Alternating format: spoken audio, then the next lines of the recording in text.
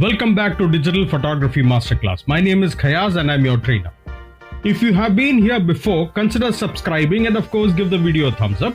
And if you are here for the first time and you like what we create, do subscribe and give the video a thumbs up. And also watch some of our earlier videos too. Some of them may prove worthy in your journey towards photography. This is a quick video on how to take pictures by making use of the 3 controls, which is guaranteed to take your photography to the next level. Do watch till the end so that you don't miss out on anything, however insignificant it might seem. So without much further ado, let's get started. In the beginning, it might seem a little intimidating and overwhelming, but believe it or not, it is simple and easy if you understand the 3 basic concepts of how a camera works. And that's the shutter, aperture and ISO. There is also the white balance, which we'll discuss some other time. To what these mechanisms do, they also have some side effects, and it is these effects that make all the cool creative possibilities. For example, the shutter controls the duration the shutter is open, and the side effect is motion blur. Aperture controls the quantity of light, and the side effect of that is depth of field. The ISO controls the sensitivity of the sensor, and the side effect of that is noise. Let's look at these in detail, starting with the shutter. The easiest way to understand the effect of shutter is to put the camera into shutter priority mode. And that's TV or time value in Canons and S for shutter in the Nikons.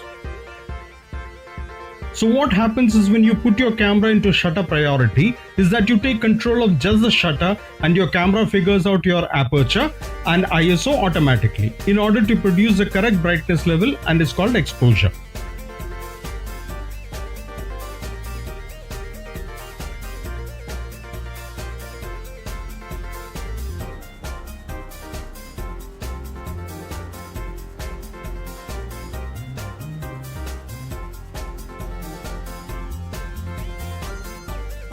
The other priority mode is the aperture, AV for Canon and A for Nikons.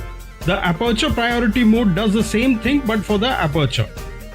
This mode lets you control the aperture manually, and the camera figures out the shutter speed and ISO automatically for you. Be aware that on some camera models the ISO setting is not automatic unless you put it in automatic mode. So do check your camera manual to know if your camera has a fully automatic setting for ISO, or if you have to manually set that even if you are in one of the priority modes.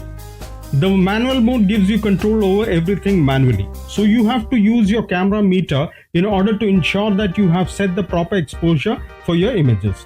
P is for program mode, which is just another mode where the camera figures out everything. Now let's go back to the shutter priority mode. How your camera works is all the way at the back is your camera image sensor, which is light sensitive. And before the digital sensor was the film.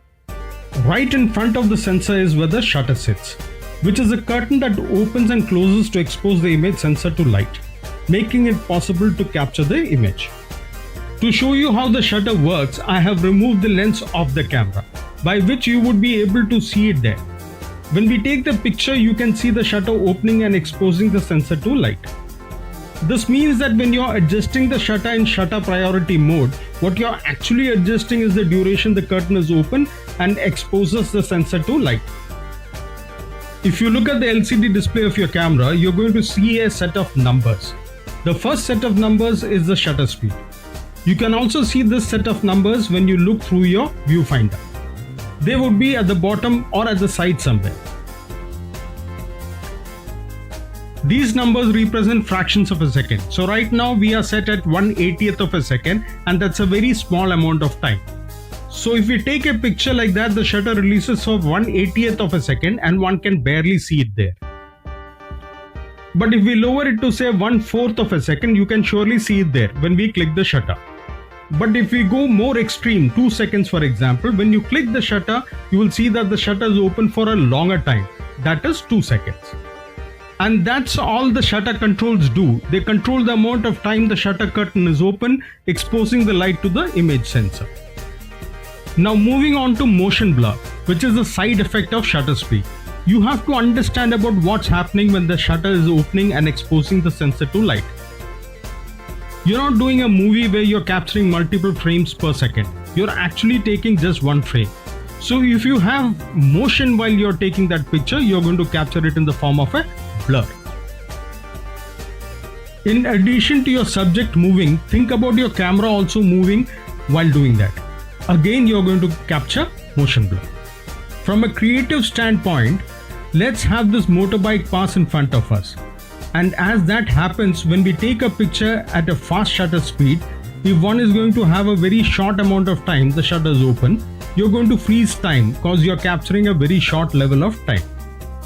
Now, if you do the same thing having that shutter open for a longer period of time and panning the camera along with the bike, you're going to capture the motion blur at the background, giving a sense of speed to the image. Moving on to aperture. The aperture is an iris that sits inside your lens that opens and closes to control the quantity of light. Let's switch our camera to aperture priority mode, where we control the aperture and the camera figures out shutter speed automatically.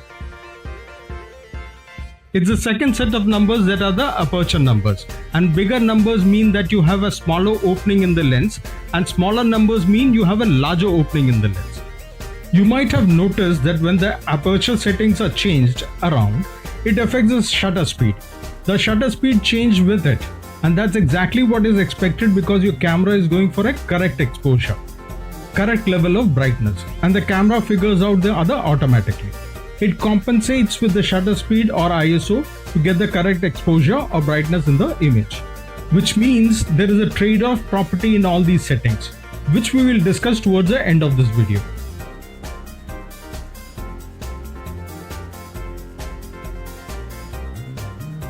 The side effect of aperture is the depth of field. Depth of field is the area that's in focus, and it's what will get you this blurry background in a portrait shot versus this where you are getting more of the background in focus. By taking a picture with a small aperture or f-stop number, meaning your lens is open to a larger size, you're going to get a narrow area that's in focus.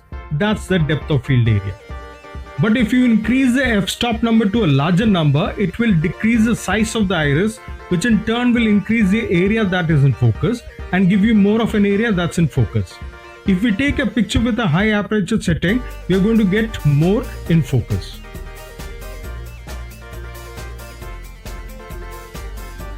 But if you lower the f-stop number to a smaller number, meaning the aperture opening will be bigger, we are going to have a blurred foreground and background, making a smaller area that's in focus or smaller depth of field. The final mechanism is the ISO. The ISO is a way of making the image sensor more sensitive. So if you dial a higher ISO number, you make the image sensor more sensitive to light.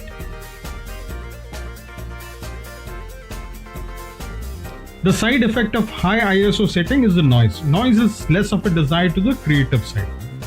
More of an undesired side effect that you have to deal with when you're taking pictures with high ISO settings.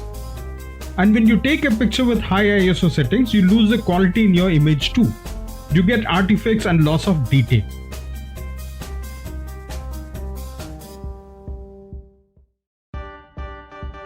But the reason you would need to take pictures at high ISO setting is, for example, when you're in low light conditions. You want to make the image sensor more sensitive to light so that you can trade that for shutter speed. So that when you take that image, you are not prone to motion blur at low shutter speeds.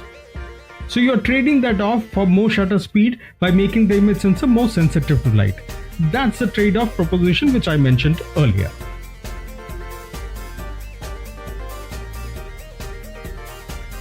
There is a relationship between these three mechanisms. If you're leaning more towards one of these mechanisms, you're going to get side effects from the other two in order to maintain the same level of brightness, the same level of exposure. And that you have to keep in mind, because what all these mechanisms do is to control how much light is absorbed by the image sensor.